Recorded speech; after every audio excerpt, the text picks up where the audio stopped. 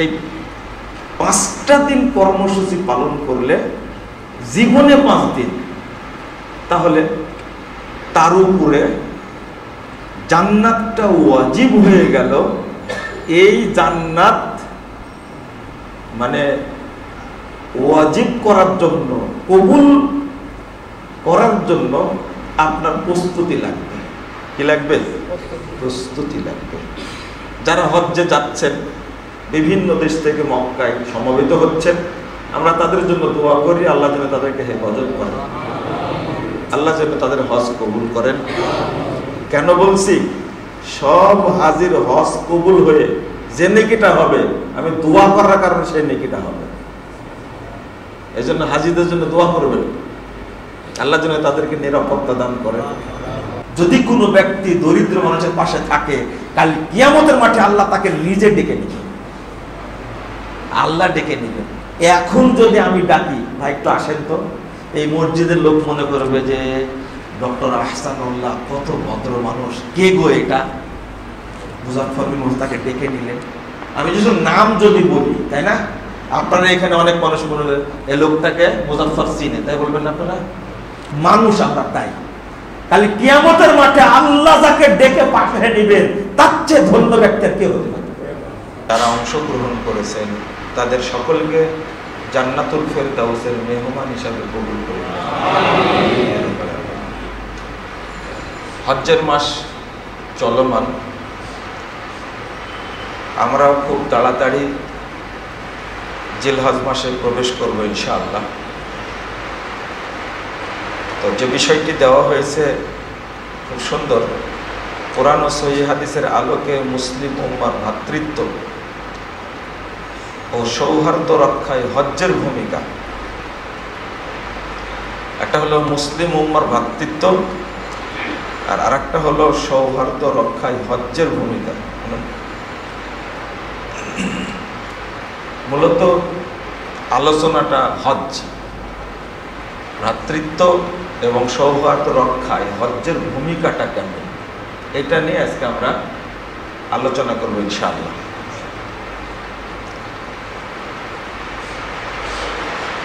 হজ ইসলামের রকুন সমূহের অন্যতম একটা রকুন।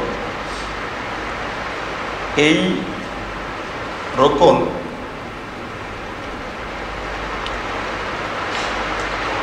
এমন একটা স্তম্ভ যা অন্যান্য রকুন থেকে সম্পূর্ণ ভিন্ন, সম্পূর্ণ ভিন্ন। একদিকে রাসূল সাল্লাল্লাহু আলাইহি ওয়াসাল্লাম বলেছেন, আল হাজ্জুল মাবরুর লাইসা লাহু জাযাআ ইল্লাল জান্নাহ। হজ্জের কোনো নেকি নাই, সব ইবাদতের নেকি আছে, সালাতের নেকি আছে, সিয়ামের নেকি আছে, তারপরে যাকাতের নেকি আছে, সদাচরণের নেকি আছে, কিন্তু হজ্জের কোনো নেকি নেই। রাসূল সাল্লাল্লাহু আলাইহি ওয়াসাল্লাম বলছেন, হজ্জের কোনো নেকি নাই। নেকি বলতে হজ মানে জান্নাত।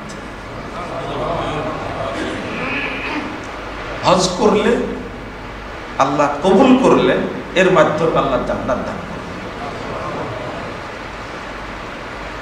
এমন একটা ইবাদত। 2 নম্বর হলো, অন্যান্য ইবাদত লাইফ গ্যারেন্টি। সালাত পড়লে আল্লাহ জান্নাত দেবে, কিন্তু মৃত্যু পর্যন্ত আদায় করতে হবে আপনাকে। সিয়াম পালন করলেও আল্লাহ জান্নাত দিবে, কিন্তু সুস্থতা এবং মৃত্যু পর্যন্ত গ্যারেন্টি আপনাকে মৃত্যু পর্যন্ত করতে হবে। যাকাত যখন ফরজ হবে তখনই দিতে হবে, কিন্তু হজ জীবনে একবার, কয়বার? একবার। মাত্র 5টা দিন যদি কেউ কর্মসূচি পালন করে, মাত্র 5 দিন, তাহলে 5 দিনে সে তার জন্য জান্নাত নিশ্চিত করে নিতে পারে, আর কোনোদিন করা লাগবে না। হজ ফরজ কয়বার? আর করা লাগবে না। আর নফল হজ্জের পাওয়ার কতটুকু জানেন? নফল হজ্জের পাওয়ার কতটুকু? আমাদের মধ্যে নফল হজ করার প্রবণতা খুব বেশি, মানে সফর করা হয়তো তো করা যাবে, কিন্তু পাওয়ার হলো যদি এই মসজিদের কাজের জরুরত থাকে, প্রয়োজন থাকে, যে মসজিদে মুসল্লিরা সালাত আদায় করবে, এই জন্য ছাদ দেওয়ার দরকার বা এসি দেওয়ার দরকার, নির্মাণ কাজ দরকার, তাহলে হজে যাওয়ার চেয়ে হজ্জের টাকাটা মসজিদে দিতে হবে। নফল হজের পাওয়ার বুঝতে পারছেন আপনারা? মনে বুঝেন? তাহলে ফরজ হজই মূলত কি? আচ্ছা, আর এই হজের মাধ্যমেই আমাকে জান্নাত নিশ্চিত করতে হবে। বুঝাতে পারলাম না মনে হয়, তাই না? এলাকায় গরিব মানুষ আছে, খুব দরিদ্র, খেতে পায় না, অসহায়। নফল হজ করে যে টাকাটা খরচ করবেন আপনি, ওই অসহায়, দরিদ্র, পীড়িত, দুস্থ, এতিমদেরকে দেওয়াটা তার চেয়ে উত্তম কাজ। জি, উমরা করেন আপনি, বারবার যান, প্রতি মাসে যান না, এটা হলো নফল হজ্জের পাওয়ার। আর ফরজ হজ্জের কি পাওয়ার, দুইটা বুঝালাম। মাত্র 5 দিন। 5 দিন কেন বললাম? অনেকেই তো 5 থেকে 7 দিন হজ করে চলে আসে, যারা গেস্ট থাকেন তাদের তো বেশি দিন টাইম লাগে না। মানে মিনাতে যাবেন কয় তারিখে? 8 তারিখে। 8, 9, 10 কয়দিন হলো? 3 দিন। 11 আর 12 মিনা শেষ, তাহলে কয়দিন হলো? হ্যাঁ, না না, 8, 9, 10, 11, 4 দিন, 12, 5 দিন। আপনার কি শেষ? মানে 2 দিন মিনাতে থাকতেই হয়, তাই না? ওয়াজিব থাকা। মিনা শেষ করলেন মানে কি? আপনি হজ শেষ করলেন। কুরবানির জন্য 13 তারিখ পর্যন্ত, হজ্জের জন্য না, কিসের জন্য? কুরবানির জন্য। মিনা শেষ করলেন, হজ শেষ। এই 5টা দিন কর্মসূচি পালন করলে জীবনে 5 দিন, তাহলে তার উপরে জান্নাতটা ওয়াজিব হয়ে গেল। এই জান্নাত মানে ওয়াজিব করার জন্য, কবুল করার জন্য আপনার প্রস্তুতি লাগবে। কি লাগবে? প্রস্তুতি লাগবে। যারা হজ্জে যাচ্ছেন, বিভিন্ন দেশ থেকে মক্কায় সমবেত হচ্ছেন, আমরা তাদের জন্য দোয়া করি, আল্লাহ যেন তাদেরকে হেফাজত করেন, আল্লাহ যেন তাদের হজ কবুল করেন। কেন বলছি? সব হাজির হজ কবুল হয়ে যে নেকিটা হবে, আমি দোয়া করার কারণে সেই নেকিটা হবে। এই জন্য হাজিদের জন্য দোয়া করবেন, আল্লাহ যেন তাদেরকে নিরাপত্তা দান করে এবং আবার যেন হজ সম্পূর্ণ করে নিজ নিজ বাড়িতে আল্লাহ যেন সহি সালামতে পৌঁছে দেন। আমিন ইয়া রাব্বাল আলামিন। দেখেন কত দোয়া করে হারামের ইমামরা, আরবি তো বুঝেন না, কারণ হজ যখন শেষ হয়ে যাবে ওই টাইমে সংক্ষেপ খুতবা, কিন্তু এত দোয়া করেন হাজিরা যেন নিরাপদে নিজ নিজ বাড়ি চলে যেতে পারেন। তো এখানে আপনারা যে বিষয়টা উল্লেখ করেছেন, ভ্রাতৃত্ব, তাই না? সৌহার্দ্য রক্ষায় যে ভূমিকাটা, একজন ব্যক্তির, একটা প্রশ্ন করবো আপনাদেরকে, একজন মুসলিমের করণীয় যত আমল আছে তার মধ্যে সবচেয়ে শক্তিশালী আমল কোনটা? কে বলতে পারে? আমল শক্তিশালী, হ্যাঁ? ভালো ব্যবহার না। হজ আমি এইভাবে প্রশ্ন করে উত্তর দিয়েছেন, আপনাকে রাগ করেন? এই যে আপনি খুঁজছেন এখন ব্রেনের মধ্যে, তাই না? এই এখন আমি বলে দিব, তখন ওই ফাঁকে ওটা ঢুকে যাবে, আর বের হবে না ইনশাল্লাহ। এই জন্য রাসূল সাল্লাল্লাহু আলাইহি ওয়াসাল্লাম সাহাবায়ে কেরাম জিজ্ঞেস করতেন, তারপরে উত্তরটা দিয়ে দিতেন। সেটা হলো, একটা হাদিস বর্ণিত হয়েছে তাবরানির মধ্যে, তাবরানি আওসাত 11537 নম্বর হাদিস। রাসূলুল্লাহ সাল্লাল্লাহু আলাইহি ওয়াসাল্লাম বলেছেন, আওসাকু উরাল ঈমান আল মুওয়ালাতু ফিল্লাহ ওয়াল মুআদাতু ফিল্লাহ। ঈমানের সবচেয়ে শক্ত বাঁধন যেটা, সেটা হলো এই পরস্পরের সাথে ভালো সম্পর্ক। এর চেয়ে ঈমানের শক্ত বাঁধন আর কিছু নেই। আল্লাহর জন্য পরস্পরকে কি করা? ভালোবাসা, সম্পর্ক স্থাপন করা। আওসাকু উরাল ঈমান, ঈমানকে শক্ত করার যত বাঁধন আছে তার মধ্যে আওসাক সবচেয়ে শক্তিশালী, সেটা হলো কি?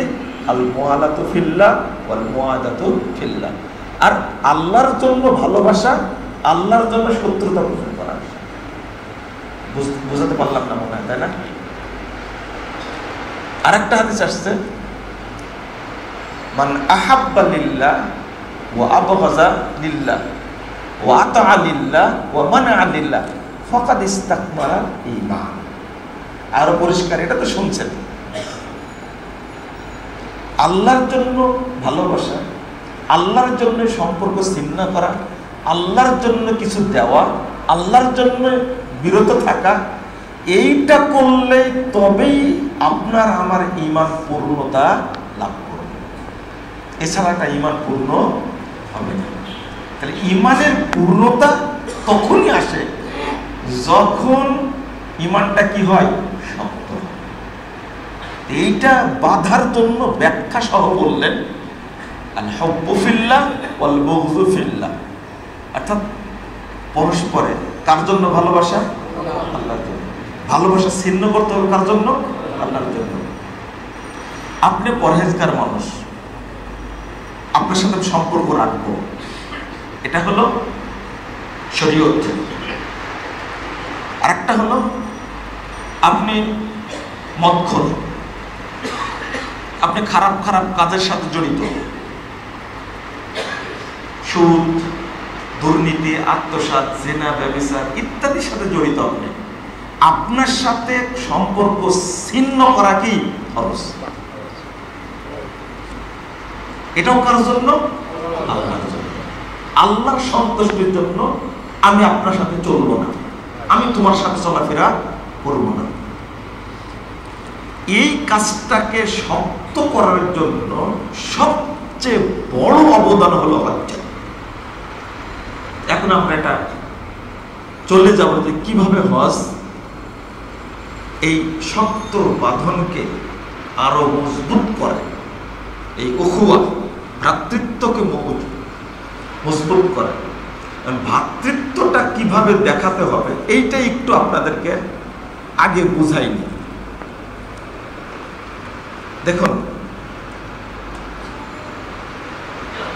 আল্লাহ রাব্বুল আলামিন বলছেন, ওয়া'তাসিমু বিহাবলিল্লাহি জামিআন ওয়া লা তাফাররাকু। আমরা কিন্তু এই আয়াতটা মাঝখানে পড়ি এবং এতটুকুই পড়ি। আমি নসিহত করি যারা আয়াতটুকু পড়ে তাদেরকে বলি, এই আয়াতটা শুরু করবেন ইয়া আইয়ুহাল্লাযীনা আমানুত্তাকুল্লাহ হাক্কা তুকাতিহি ওয়া লা তামুতুন্না ইল্লা ওয়া আনতুম মুসলিমুন। এখান থেকে শুরু হবে, আর এটা শেষ হবে কোন জায়গায় গিয়ে? তিলকা আয়াতুল্লাহি নাতলুহা আলাইকা বিল হক ওয়া মাল্লাহু ইউরিদু যুলমান লিল আলামিন। এই পর্যন্ত গিয়ে শেষ হবে। মানে এখান থেকে এই আয়াত পর্যন্ত পরস্পরের সাথে আয়াতটা যুক্ত, একই হুকুমের অন্তর্ভুক্ত। তো এই আয়াতটা পড়লাম কেন আমি একটু খোলা বলে দেব। একজন মুসলিম আর একজন মুসলিমের সাথে যোগাযোগ রাখা, সম্পর্ক স্থাপন করা, তাকে ভালোবাসা, এটা হলো ফরজ দায়িত্ব এবং শক্তিশালী ফরজ। এইটা যার মধ্যে না থাকবে তার মধ্যে কোনোদিনই শক্ত ঈমান ভিতরে অবস্থান করবে না। আপনি মনে করছেন আপনি বড় মুসল্লি, তাহাজ্জুদ পড়েন না, ঈমান তো শক্তই আছে। ঈমান শক্ত আপনার, তাহাজ্জুদ পড়লে ঈমান শক্ত হয়? এমন ঈমান আপনার ভিতরে আছে, ওই ঈমান এখনো আপনাকে সিগারেট ছাড়াতে পারেনি। চিন্তা করেন আপনার ঈমান কত শক্ত। বিড়ির আগুন যে ঈমান নিভাতে পারে না, ওই ঈমান জাহান্নামের আগুন নিভাতে কোনো দিনই পারে না। কত সহজ। আপনি কি বলেন? এই ঈমান রেখে মনে করেন খুব শক্ত ঈমান। যে ঈমান আপনাকে ফজর সালাতে বাধ্য করে না, ঈমান আপনাকে বাধ্য করবে, এই ঘুম থেকে উঠো, আজান হয়েছে, মসজিদে যাও। যে ঈমান এটা পারে না, এই ঈমান দিয়ে কবরের আযাব প্রতিরোধ করা কখনোই সম্ভব না। এটা একটু বুঝে নেন। আপনার মধ্যে এমন ঈমান আছে, বয়স 70 হয়ে গেছে, কিন্তু আজ পর্যন্ত টাকনোর নিচে প্যান্ট পরেন, লুঙ্গি পরেন, পায়জামা পরেন। তাহলে কি ঈমান আপনার মধ্যে যে 70 বছর যাবত এই ঈমান আপনার এই টাকনোর নিচের অংশটুকু এখনো কাটাতে পারেনি? বুঝেন না মনে হয় কথা? এখনো কাটাতে পারেনি। এটা তো ঈমান না। বিদ্যুতের লাইন থেকে কোনো লাভ নাই যদি ভোল্টেজ না থাকে। বুঝেছেন কথা? এসি চলবে না, ফ্যান চলবে না, তারপর লাইট চলবে না, এই বিদ্যুৎ দিয়ে কি লাভ? কলকারখানা কিছুই চলবে না, খামাখাই হাতির দাঁতের মতো থেকে লাভ আছে? তা আপনার যে ঈমান বিরাজ করছে, আমি উল্টাটা বললে আপনাদের খারাপ লাগতে পারে, দয়া করে খারাপ মনে করবেন না, এবং এইভাবে না বললে আপনি বুঝবেনও না। যখনই বুঝবেন যে আপনি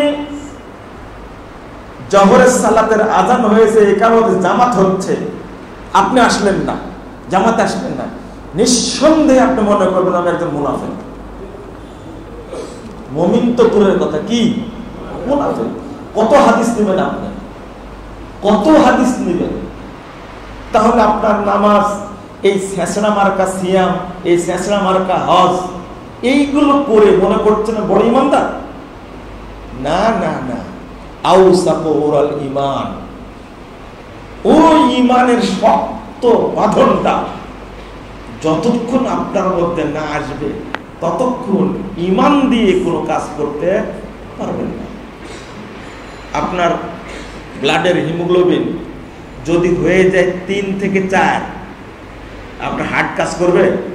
ও এটা ঠিকই বুঝেন, ডাক্তার বলে দিয়েছে আপনার তো হিমোগ্লোবিন একেবারে কম, একবার 6-এর নিচে নেমে গেছে, তখন তো আপনার শুরু হয়ে যায় কঠিন অবস্থা।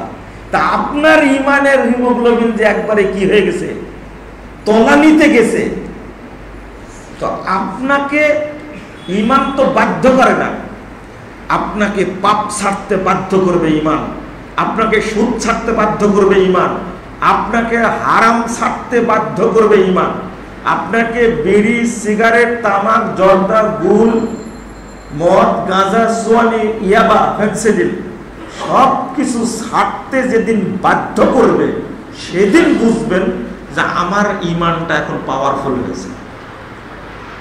পাওয়ারফুল ঈমান ছাড়া জান্নাতে যাওয়া যাবে না।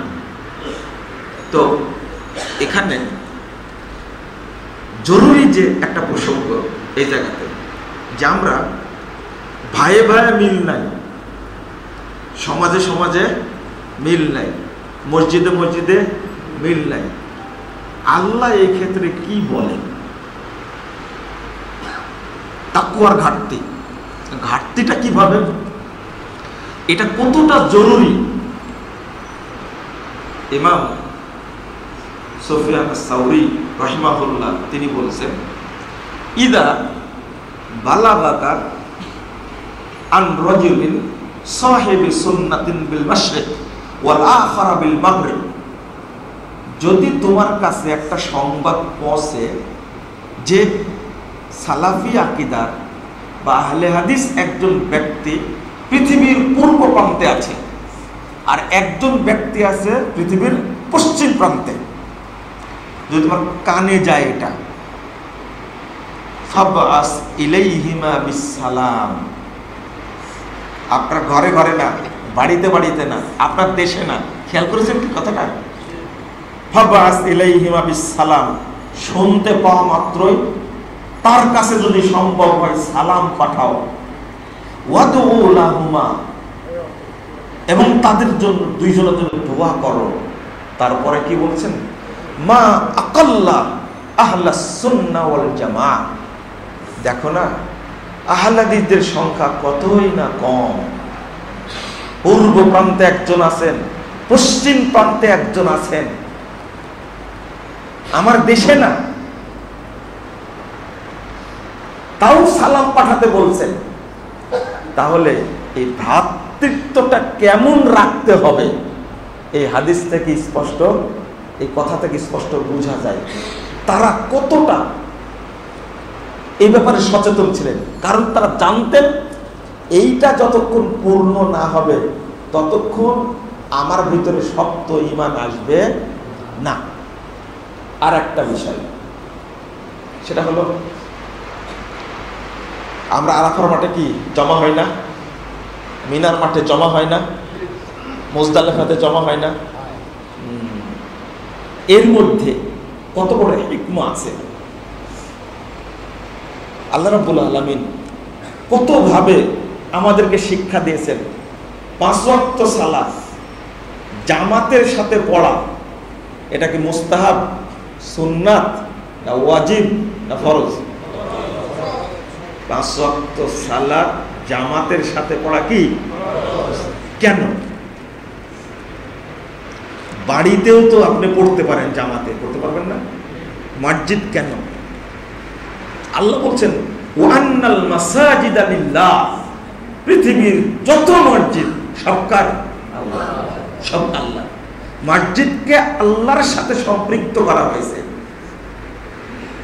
সরাসরি আল্লাহর সাথে। এটা বলতে পারতেন ওয়ান্নাল মাসাজিদা লির রহমান, তা বলেননি। ওয়ান্নাল মাসাজিদা লির রহিম, এটা বলেননি। ওয়ান্নাল মাসাজিদা লিল্লাহ, আল্লাহর সাথে সম্পৃক্ত করেছেন। এখানে এই যে প্রতি 5 ওয়াক্তে মুসলিমদেরকে কি করতে হয়? একত্রিত হতে হয়, এটা ওয়াজিব। আপনার বাড়িতে মসজিদ এসে বড় জায়গা আছে মনে করেন, ওখানে যদি জামাত করেন আর পাশে মসজিদ আছে, মসজিদে জামাত না করে বাড়িতে যদি করেন, ওই জামাতের সওয়াব পাওয়া যাবে? মসজিদে আসতে হবে। আল্লাহ রাসূল সাল্লাল্লাহু আলাইহি ওয়াসাল্লাম বলছেন, ঘাড় স্পর্শ করে করে বলছেন, তোমরা তারাসু ওয়ালা তাখতালিফু ফায়াখতালিফু কুলুবুকুম। আল্লাহ বলছেন, আল্লাহ রাসূল বলছেন, তোমরা পরস্পরে মিলিয়ে দাঁড়াও, বিচ্ছিন্ন হয়ে দাঁড়াও না। তাহলে আল্লাহ কি করবেন? তোমাদের অন্তরটাকে আল্লাহ বিচ্ছিন্ন করে দিবেন। অন্তরটা কি করে দেবেন? বিচ্ছিন্ন করে দিবেন। এই যে ঐক্যবদ্ধ থাকার যে প্রসঙ্গটা, ইবনে মাসউদ রাদিয়াল্লাহু আনহু তিনি বলছেন, আল জামাতু মা ওয়াফাকাল হক ওয়া ইন কুনতা ওয়াহদা। তার আগে আরেকটা হাদিস বলি, একজন মহিলা নামাজ পড়ে, সিয়াম রাখে, সাদাকা করে, তার একটা অপরাধ। আল্লাহ রাসূলকে প্রশ্ন করলেন, একটা অপরাধ হলো পরশীর সাথে খারাপ ব্যবহার করে। কি করে?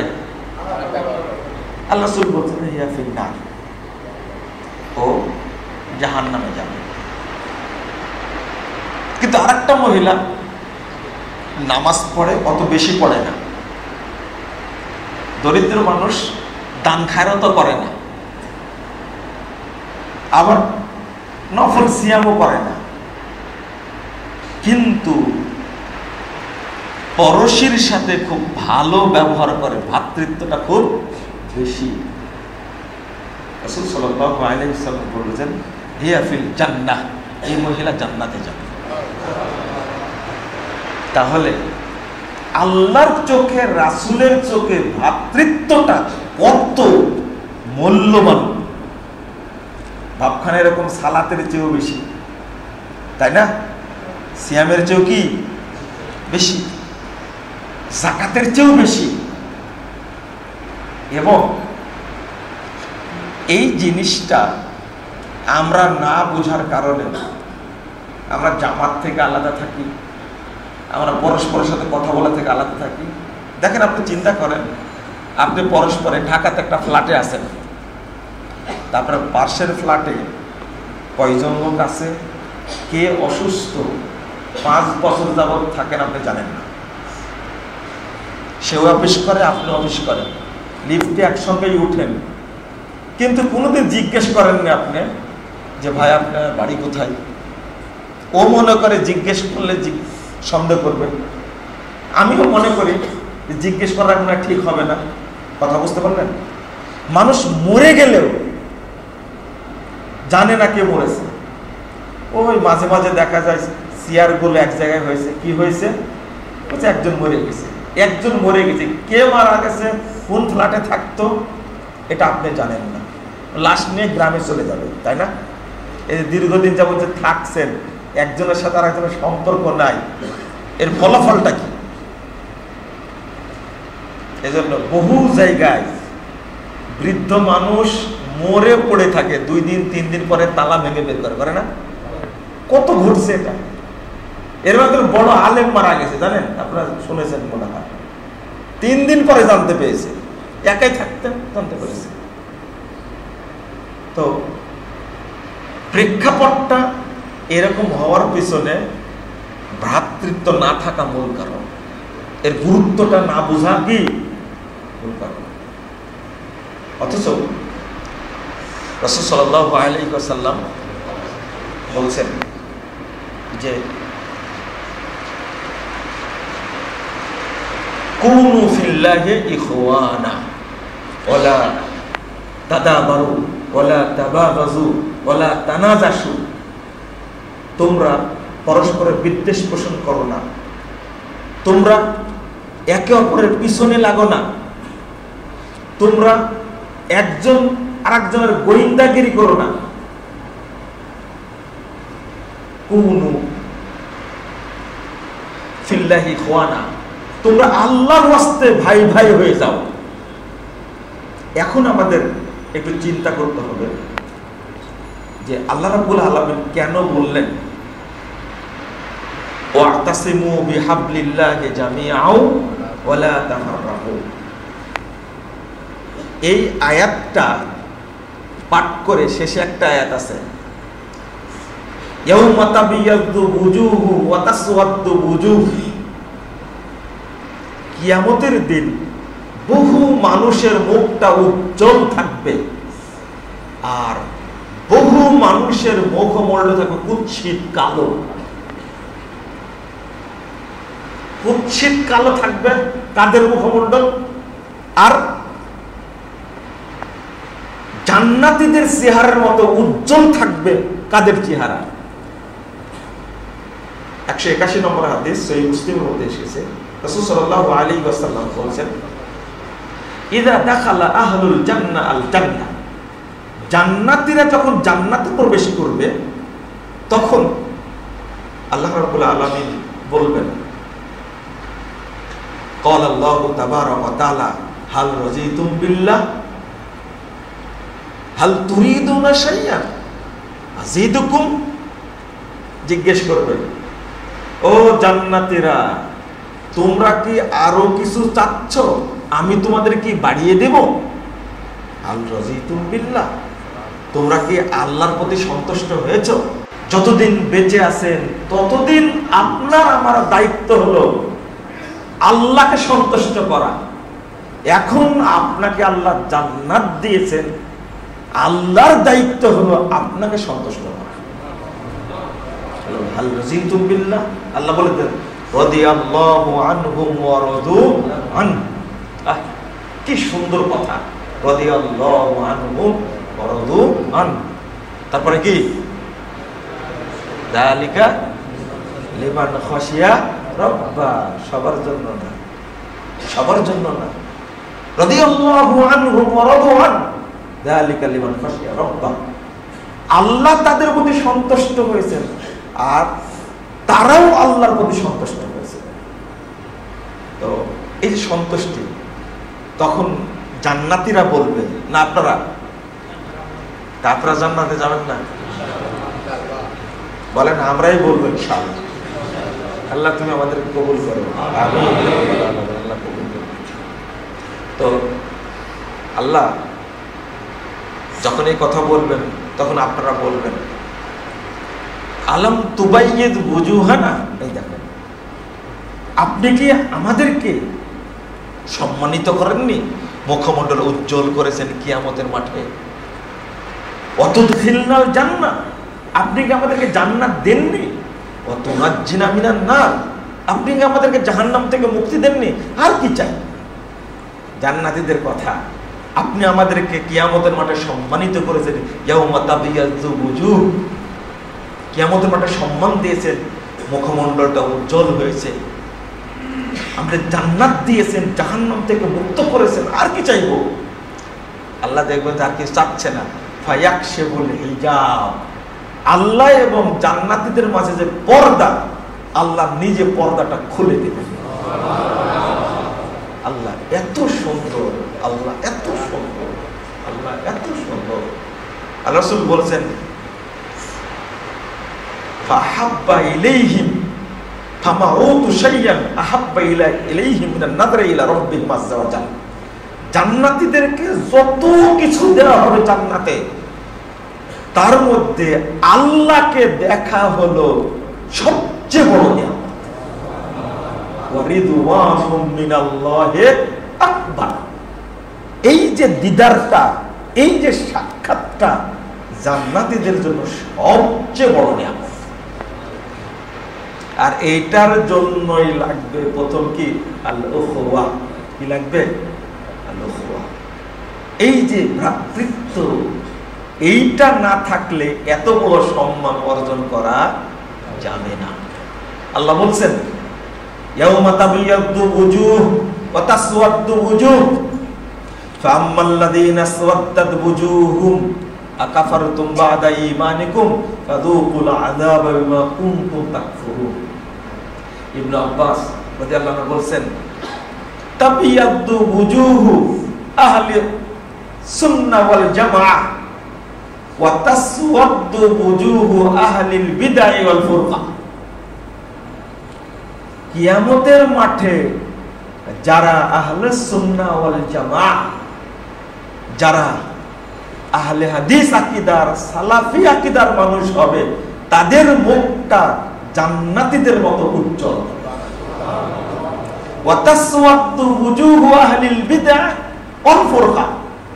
আর যারা বেদাতি পৃথিবীতে, এদের, আর যারা জামাত থেকে বিভক্ত থাকবে, মুখ কালো করে থাকবে, বিচ্ছিন্ন থাকবে, কিয়ামতের মাঠে তাদের মুখমণ্ডলটা জাহান্নামীদের মতো কুৎসিত কালো হবে। খুব জটিল কথা, খুব জটিল। এই জন্য আল্লাহ রাব্বুল আলামিন আগে বলে দিয়েছেন ইত্তাকুল্লাহা হাক্কা তুকাতিহ। কোরআনে এই আয়াত আর নাই। ইত্তাকুল্লাহা হাক্কা তুকাতিহ বহু জায়গায় বলেছেন ইয়া আইয়ুহাল্লাযীনা আমানুত্তাকুল্লাহ, ইয়া আইয়ুহাল্লাযীনা আমানুত্তাকুল্লাহ, কিন্তু হাক্কা তুকাতিহি এক জায়গাতে বলেছেন। ভয় করার মতো ভয় করো, এরপরে শুরু করেছেন। এই জন্য বললাম এখান থেকে শুরু করতে হবে যদি ওয়াতাসিমু বিহাবলিল্লাহি জামিয়া ওয়ালা তাফাররাকু এই আয়াত পড়তে হলে এখান থেকে শুরু করে শেষ পর্যন্ত যেতে হবে। সাহাবীরা এটা নিয়ে বলতেন, কেন এত শক্ত কথা? আপনাদের আগে প্রশ্ন করি, পৃথিবীতে সবচেয়ে বড় জমায়েতের নাম কি? বিশ্ব ইজতেমা। হ্যাঁ,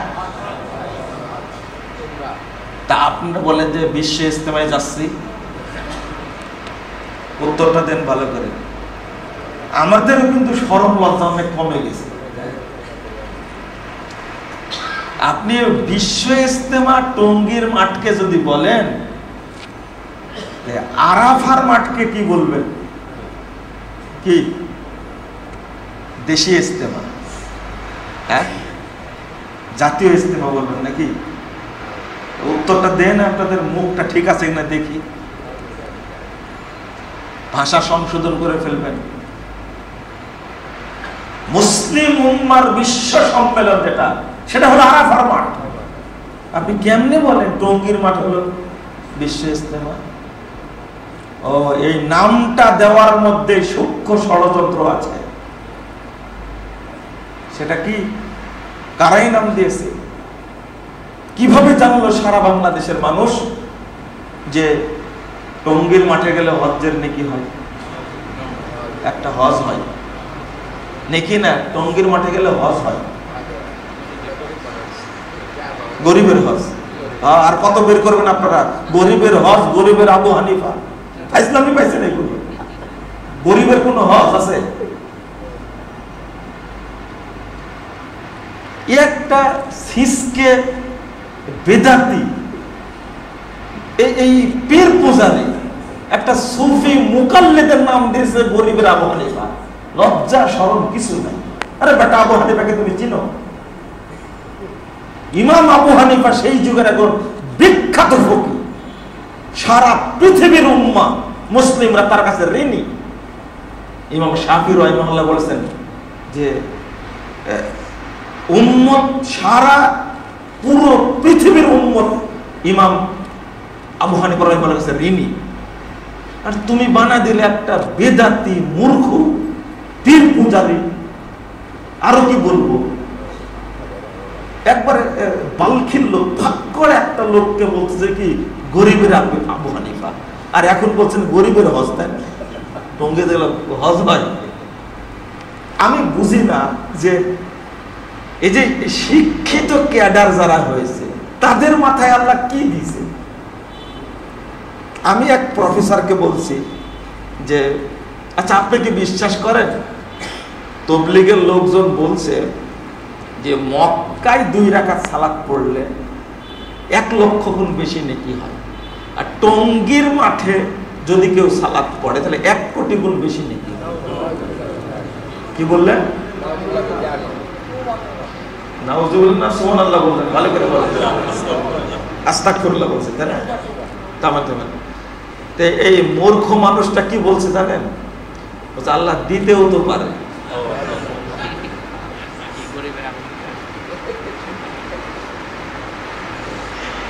আচ্ছা, একে জাহেল বললে জাহেল শব্দটার অবমাননা হবে।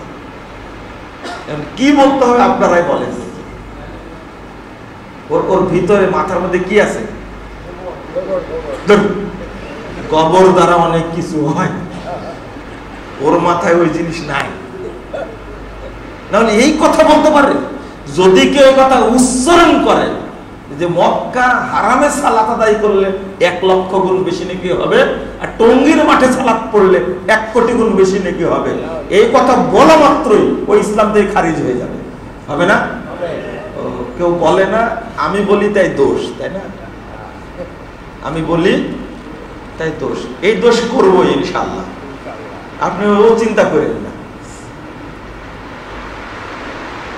হারামের মর্যাদা নষ্ট করা হয়েছে, হজ্জের মর্যাদা নষ্ট করা হয়েছে। আরাফার মাঠ ইব্রাহিম আলাইহিস সালাতু ওয়াস সালাম থেকে শুরু করে নিয়ে এখন পর্যন্ত সবচেয়ে বেশি মানুষ জমায়েত হয়েছে। সেটাই হলো মুসলিম উম্মার বিশ্ব সম্মেলন। কথা বোঝা গেছে? ভ্রাতৃত্ব বিষয় দিয়েছেন, এটা বুঝবেন না? সেখানে লোক জমা হয় কত?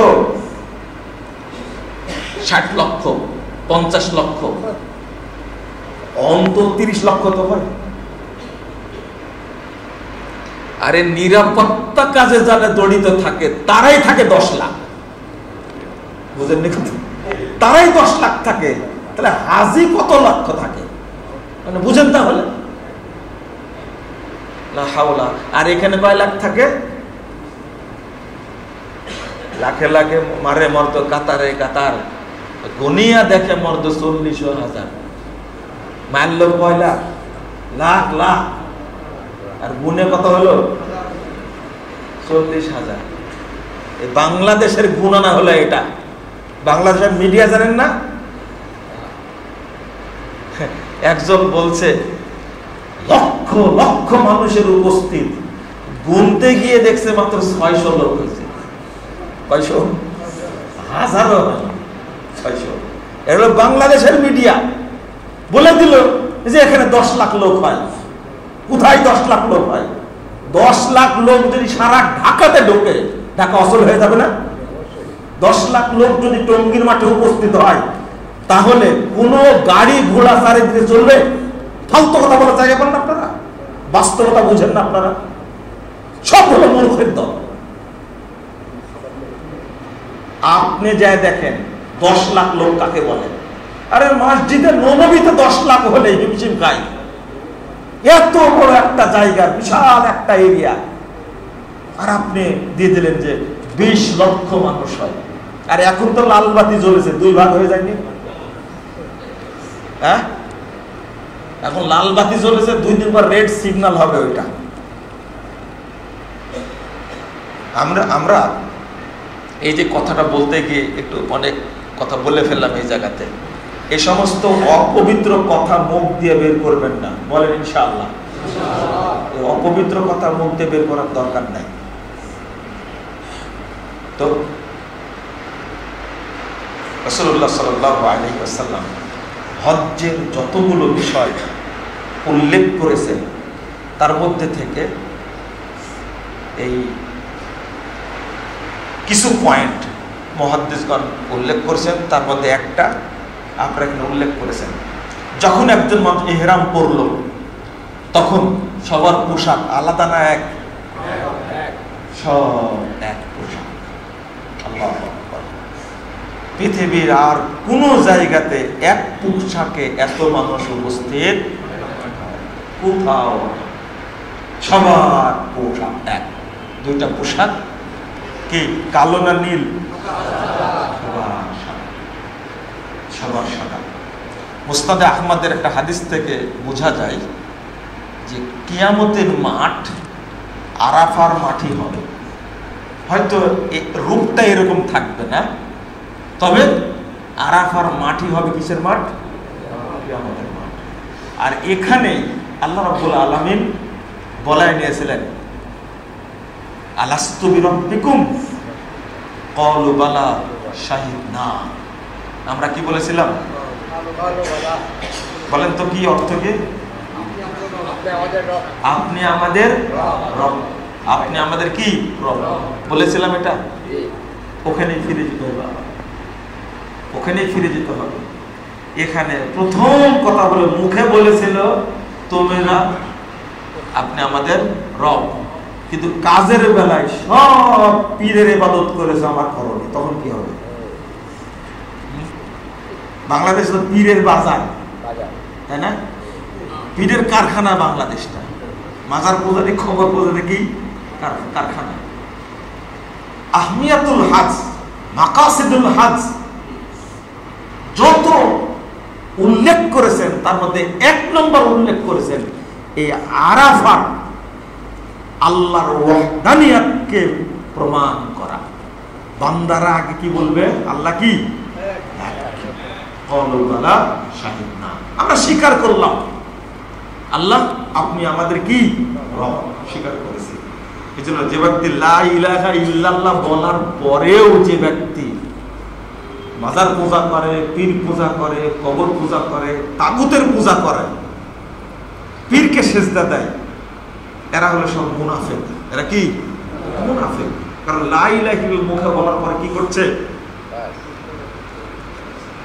একজন ধনী ব্যক্তি আর একজন গরিব মানুষ, একজন হজ করতে গেছে মাত্র 5 লাখ টাকা দেয়া, আর একজন হজ করতে গেছে তার প্যাকেজ হলো 30 লাখ টাকা।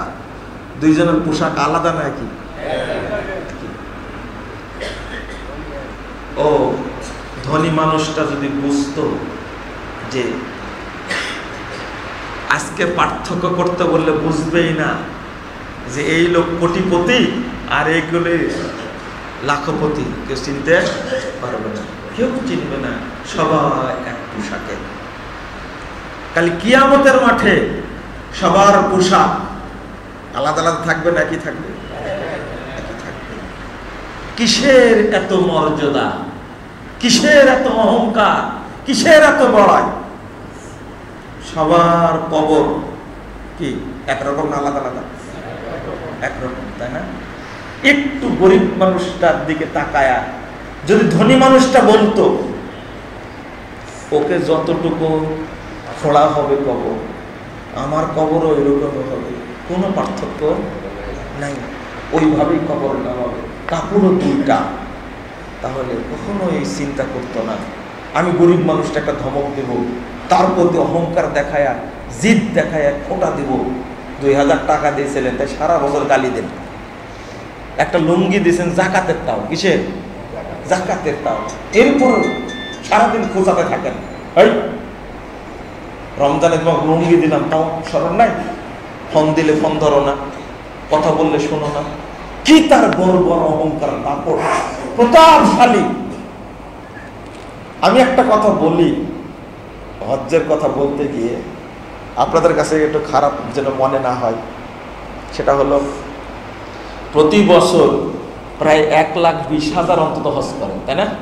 1,20,000। এবার কত যাচ্ছে? 87। কমে গেছে, টাকা নাই তাই কমে গেছে। তাও তো 87,000 মানে কি অনেক না? এই যে প্রতি বছর যে হজ করে আসে, হাজিরা যদি হারাম খাওয়া বন্ধ করে দিত, হাজিরা যদি আত্মসাৎ করা বন্ধ করত, হাজিরা যদি দুর্নীতি করা বন্ধ করত, তাহলে বাংলাদেশ থেকে দুর্নীতি অন্তত 80% দূর হয়ে যেত, হতো না? ওরে হারামখোর, একে হাজি না পাঁজি একটা। আল্লাহ রাসূল বলছেন সহিহ বুখারী হাদিস, সাতালকাউনা রাব্বাকুম ওয়া ইয়াসআলুকুম আন আমালিকুম। হজ্জের মাঠের ভাষণ, তোমরা শোনো, অচিরেই আল্লাহর সঙ্গে তোমরা সাক্ষাৎ করবে। ওয়া ইয়াসআলুকুম আন আমালিকুম, তোমাদের আমল সম্পর্কে আল্লাহ জিজ্ঞেস করবেন। ফালা তারজিউ বাদি যুল্লালা, আজকের দিনের পরে তোমরা খারাপ হয়ে যেও না, পথভ্রষ্ট হয়ে যেও না। অথচ হাজি কতবার হজ করলো, কিন্তু আকাম কুকাম বদমাশি বাটপারি এখনো ছাড়েনি, বরং যতবার হজ করে তত মাত্রা বেড়ে যায়। এটা আপনাদেরকে বলিনি, কিন্তু মাফ করবেন, যাদের হজ কবুল হবে তারা কোনোদিন অন্যায় কাজ করতে পারে না, অসম্ভব, এটা অসম্ভব। কারণ চলেন, যেটা বুঝাতে চাচ্ছিলাম আগে, এটা অনেক পরে হয়ে গেল, টাইমও মনে হয় চলে গেছে, তাই না? আল্লাহ রাসূল সাল্লাল্লাহু আলাইহি ওয়াসাল্লাম বলছেন, হাম উফদুল্লাহ, যারা হজ্জে যায় তারা সব আল্লাহর মেহমান। কার মেহমান? আল্লাহর মেহমান। 1348 নম্বর হাদিস সহিহ বুখারীর মধ্যে এসেছে, রাসূল সাল্লাল্লাহু আলাইহি ওয়াসাল্লাম বলছেন যে মা মিন ইয়াউমিন আকসারা আইয়ুতিকাল্লাহ মিন ইয়াউমি আরাফা, অর্থাৎ বছরে যত মানুষকে আল্লাহ জাহান্নাম থেকে মুক্তি দান করেন, তার মধ্যে সবচেয়ে বেশি জাহান্নাম থেকে মুক্তি দান করেন আরাফার দিন, আরাফার দিন আল্লাহ ওয়াইন্দাহু ইয়াদনু। শোনো শোনো, আল্লাহ হাজিদের একবারে আরাফার মাঠে হাজিদের একবারে নিকটে চলে আসে। অন্য অন্য দিন রাত্রিতে আল্লাহ আসেন দুনিয়ার আসমানে, আর সহিহ মুসলিমের হাদিস প্রমাণ করে যে আল্লাহ হাজিদের একবারে নিকটে চলে আসে।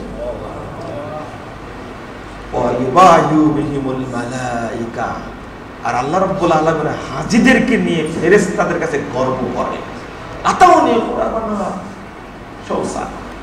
দেখো মা আরাদা হাউলাই, ও ফেরেশতা তোমরা তো নিষেধ করেছিলে এদেরকে সৃষ্টি করো না, আজকে তারা কি চাচ্ছে দেখো। তারা আজকে যে উস্কো শুষ্ক চুল নিয়ে মলিন হয়ে, পোশাক তো একটাই, তারা আজকে অবস্থান করছে এখানে, ধনী গরিব সব কি সমান এক। মা আরাদা হাউলাই, সবাই চাচ্ছে কি কি চাচ্ছে দেখো, তারা আমার কাছে ক্ষমা চায়, তারা আমার কাছে জান্নাত চায়, সব যা কিছু চাওয়ার কার কাছে চাচ্ছে? আমার কাছে চাচ্ছে। ফেরেশতাদের গর্ব করে। রাসূল সাল্লাল্লাহু আলাইহি ওয়াসাল্লাম বলেছেন, সহিহ ইবনে হিব্বানের হাদিস বলেন, ইশহাদু আন্নী ক্বাদ গফারতু লাহুম যুনুবাহুম। ফেরেশতারা সাক্ষী থাকো, যারা আরাফার মাঠে উপস্থিত হয়েছে আমি সকলকে ক্ষমা করে দিলাম।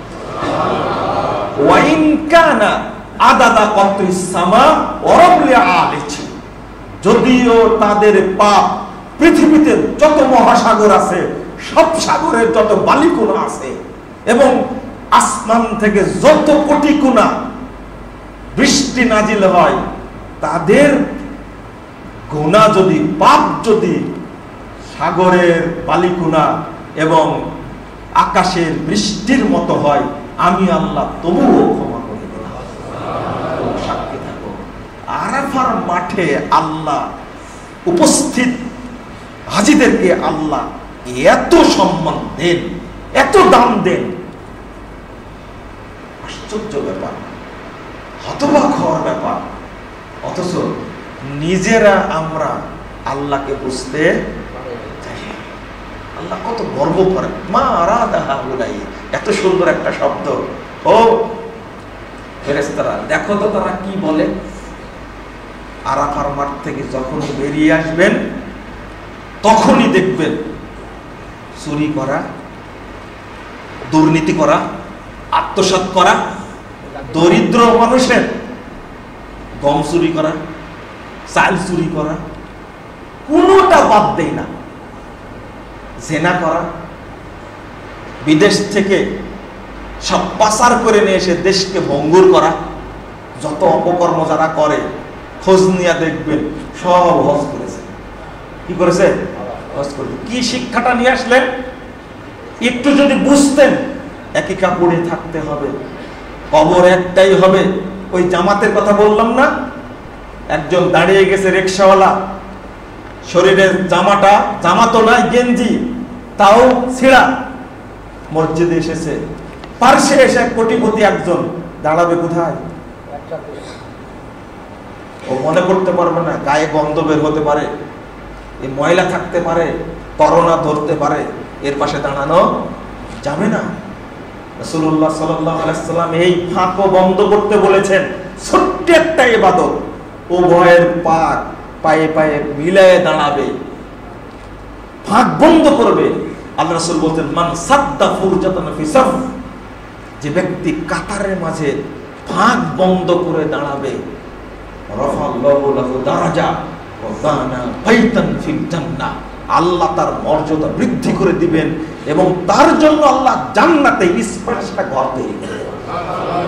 শুধু এই আমলটা করার কারণে। কেন? শুধু হাদিসের ফজিলতই বুঝলেন, কিন্তু রহস্যটা, তাৎপর্যটা কি বুঝতে পারলাম না? এই তাৎপর্য এটাই যে ঘৃণা করেনি, তাকে আঘাত দূরে দাঁড়ায়নি, করোনায় ভয় করেনি, গায়ের গন্ধ লাগবে এটা চিন্তা করেনি, চিন্তা করেছে আমি দাঁড়াচ্ছি এখন কার সামনে? আল্লাহর সামনে। ধনী গরিব তারতম্য করা যাবে না। যদি সালাতের জামাত থেকে এই শিক্ষাটা নেওয়া হতো, তাহলে আমরা অপর থেকে মুখ ফিরিয়ে নিতাম না। কিসের গর্ব? দুইটা হাদিস এখানে অনুবাদ করি। আল্লাহ রাসূল সাল্লাল্লাহু আলাইহি সাল্লাম বলছেন, আল্লাহুম্মা আহইনি মিসকিনান ওয়া আমিতনি মিসকিনান ওয়াহশুর ইয়াউমিল কিয়ামাতি ফি জুমরাতিল মাসাকিন। আল্লাহ, তুমি আমাকে মিসকিন অবস্থায় জীবিত রাখো, মিসকিন অবস্থায় মৃত্যু দাও, কিয়ামতের মাঠে তুমি আমাকে মিসকিন অবস্থায় উঠাইও, মিসকিনদের দলে শামিল করো। মা আয়েশা জিজ্ঞেস করছেন, লিমাযা তাকুল ইয়া রাসূলুল্লাহ, আল্লাহ রাসূল আপনি এই দোয়া পড়েন কেন? বলেন তো কেন পড়েন? মা আয়েশাকে জবাব দিচ্ছেন, আয়েশা কুমতু আলা বাবিল জান্নাহ, আমি জান্নাতের দরজায় দাঁড়িয়েছিলাম, ফাদাখালা আকসারা মা ইয়াদখুলুল ফুকারা, আমি দেখছি জান্নাতে ঢুকছে যারা তার অধিকাংশই দরিদ্র মানুষ। ওয়া আসহাবুল জাদ্দি মাহবুসুন, আর যারা প্রতাপশালী, ধনী, অহংকারী, ক্ষমতার অধিকারী, তাদেরকে বন্দী করে রাখা হয়েছে। বুখারীর হাদিস 4900 নম্বর হাদিস। ওয়া আসহাবুল জাদ্দি মাহবুসুন গায়রা আসহাবিন নার উমিরা বিদুখুলিন নার, আর আমি তখন দেখছি জাহান্নামীদেরকে জাহান্নামে ঢোকার জন্য নির্দেশ দেওয়া হচ্ছে, ফেরেশতারা পিটায় জাহান্নামে ঢোকাচ্ছে। ধনী হবেন, ক্ষমতাবান হবেন, প্রতাপশালী হবেন, জাহান্নামের দরজাও খোলা হয়ে যাবে। কেন? আসহাবুল জাদ্দি মাহবুসুন, ধনী হবেন, নরম হবেন, ধনী হবেন, ভদ্র হবেন, কারণ যে গাছে ফল বেশি ধরে ওই গাছ মুইয়ে পড়ে। যে ব্যক্তির এলেম বেশি সে ব্যক্তি বেশি ফুসফুস করে না। অল্প বিদ্যা ভয়ঙ্করী বলে না, গভীর জলের মাছ কখনো নড়ে না। অল্প স্বল্প এলেম নিয়ে এতই বাড়ায় আর এতই দম্ভ অহংকার করি কেন? আপনি কি আবু বকরের চেয়ে ধনী হতে পারবেন? উসমানের চেয়ে ধনী হতে পারবেন? উমরের চেয়ে ক্ষমতাশালী হতে পারবেন? উমরের চেয়ে এত বড় জাহানের মালিক হতে পারবেন আপনি? অর্ধ জাহানের খলিফা, তার মধ্যে অহংকার ছিল? ক্ষমতা আল্লাহ আপনাকে দিয়েছেন, আপনি নরম হবেন। ইলম আল্লাহ আপনাকে দিয়েছে, নরম হবেন। অর্থ আল্লাহ আপনাকে দিয়েছেন, নরম হবেন। উসমান রাদিয়াল্লাহু আনহু কত নরম মানুষ, খলিফা মেরে ফেলে দিচ্ছেন অথচ একবার অহংকার দিচ্ছেন না। বাড়ি ঘিরে ফেলেছে, নির্দেশ দিয়ে মারতে পারতেন, নির্দেশ দিচ্ছে না। বাড়ির মধ্যে ঢুকে যখন তারকে অস্ত্র দিয়ে আঘাত করা হচ্ছে তখনও কিছু বলছেন না। কারণটা কি? আমার কারণে একজন মুসলিম মারা যাক, এটা আমি চাই না। চিন্তা করতে পারেন তাদের চিন্তা আমাদের চিন্তা কত পার্থক্য। কেন? টাকা ছিল না, একদিকে টাকা হলো অর্থশালী, আর একদিকে খলিফা, এক নির্দেশ দিলে সবগুলোকে কসুরটা করতে পারতেন না। কি নরম আর কত ভদ্র। আল্লাহ রাসূল বলছেন, যাকে দেখে ফেরেশতারা শরম করে আমি তাকে দেখে শরম করি। আবু বকর গেলেন, হাঁটুর উপরে কাপড় তুলে গল্প করছিলেন, শ্বশুর মানুষ গেলেন ওইভাবেই গল্প করছেন। ওমর গেলেন ওইভাবেই গল্প করলেন। আয়েশা বসে আছেন। তো ওসমান রাদিয়াল্লাহু আনহু যখনই সালাম দিয়েছেন কাপড়টা সেটে নিয়ে বসলেন। আয়েশা রাদিয়াল্লাহু আনহা একটু বোদে বাঁধছে। বোদে বাঁধা বুঝছেন তো? কারণ আমার বাপ আসলেন এইভাবেই ছিলেন। ওসমান যখন সালাম দিয়েছেন তখনই কি নড়ে চড়ে সম্মানের সাথে বসছেন। তখন মা আয়েশাকে জবাব দিচ্ছেন, আয়েশা, যাকে দেখে ফেরেশতারা লজ্জা পায় তাকে দেখে আমিও লজ্জা পাই। এত নরম মানুষ, এত ভদ্র মানুষ, তারাই জান্নাতে যাবে। আসহাবুল জাদ্দি মাহবুসুন, কিয়ামতের মাঠে প্রতাপশালী, ক্ষমতাধর, অহংকারীরা তাদেরকে আটক করা হবে, জাহান্নামে যাবে। এরপরে আয়েশা রাদিয়াল্লাহু আনহাকে আল্লাহ রাসূল বলছেন, শোনো আয়েশা, শোনো, আহিব্বিল মাসাকিন, এই দরিদ্র মানুষদেরকে ভালোবাসবে। তারপরে ওলা তারুদ ওলা তারুদ্দিল ফুকারা ওয়ালাউ বিশিক্কি তামরাতিন, শোনো, এক টুকরা খেজুর হলেও তাদেরকে দিয়ে বিদায় করো, খালি হাতে বিদায়। আল্লাহু আকবার। কি বলছেন? এরপরে আবার বলছেন, ওয়াকাররিবিহিম দরিদ্র, মিসকিন, অসহায়, দুস্থ, পীড়িত, তাদের পাশে পাশে থাকো। তাহলে কাল কিয়ামতের মাঠে আল্লাহ তোমাকে কাছে ডেকে নেবেন। আপনি যাবেন কোথায়? যদি কোনো ব্যক্তি দরিদ্র মানুষের পাশে থাকে, কাল কিয়ামতের মাঠে আল্লাহ তাকে নিজে ডেকে নেবেন। আল্লাহ ডেকে নেবেন। এখন যদি আমি ডাকি, ভাই একটু আসেন তো, এই মসজিদের লোক মনে করবে যে ডক্টর আহসানুল্লাহ কত ভদ্র মানুষ, কে গো এটা? মুজাফফর বিন মুস্তাকে ডেকে নিলেন। আমি যদি নাম যদি বলি, তাই না, আপনারা এখানে অনেক মানুষ মনে হয় এই লোকটাকে মুজাফফর চিনে, তাই বলবেন না আপনারা? মানুষ আমরা তাই। কাল কিয়ামতের মাঠে আল্লাহ যাকে ডেকে পাঠিয়ে নেবেন, তার চেয়ে ধন্য ব্যক্তি আর কেউ হতে পারে। কিন্তু লা ইলাহা ইল্লাল্লাহ, আমি মনে হয় এই জায়গায় এসে একটা কথা বলতে গিয়ে ভ্রাতৃত্বের ত্রুটি যেন না থাকে, আল্লাহর ওয়াস্তে যেন না থাকে। আমরা পরস্পরকে ভালোবাসার চেষ্টা করবো ইনশাআল্লাহ। একবার মনে করব, মনে করলে যথেষ্ট। কিয়ামতের মাঠের পোশাক সবার কি একই পোশাক থাকবে? সবাই কি একই চেহারা, জন্মদিনের পোশাক, তাই না? যখন মারা যাব তখন সবার পোশাক কয়টা? একই। কবর সবার কি একই। প্রশ্ন সবার জন্য কি একই। আহারে, একই। কোটিপতি মারা গেছে, প্রশ্ন করছে মার রব্বু। অসুস্থ না খেয়ে মারা গেছে, তাকেও প্রশ্ন করছে মার রব্বু। এটা স্মরণ করলেই আপনার ভিতরে যে গর্ব, অহংকার, আমিত্ব, ইগো, যে কাপড়, এইগুলো কিছু থাকবে না ইনশাআল্লাহ। আর গরিব মানুষ, আপনি দরিদ্রতার কারণে, তার কারণে ঠেকে যাবেন। কালকে দরিদ্র মানুষের মুখ খুলে যাবে। আল্লাহ রাসূল সাল্লাল্লাহু আলাইহি ওয়াসাল্লাম বলেন, আল্লাহকে বলবেন, আল্লাহ রাসূল বলেন, কুল্লু কাম মিন জারিন মুতাআল্লিকিন বিজারিহি। কাল কিয়ামতের মাঠে বহু পরশী তার অসহায় পরশীর কারণে বন্দী থেকে যাবে, আটক হয়ে যাবে। ভালো করে শোনেন কথাটা। পরশীর কারণে কি হয়ে যাবে? আটক হয়ে যাবে, অ্যারেস্ট হয়ে যাবে। ইয়াকুলু ইয়া রব সালহু, আল্লাহকে বলবেন, দাপট কথা দেখেন, আল্লাহ ওকে জিজ্ঞেস করো, তুমি ওকে জিজ্ঞেস করো, লিমাযা আগলাকান্নি বাবাহু, তার দরজা আমার থেকে কেন বন্ধ রাখছিল, জিজ্ঞেস করো।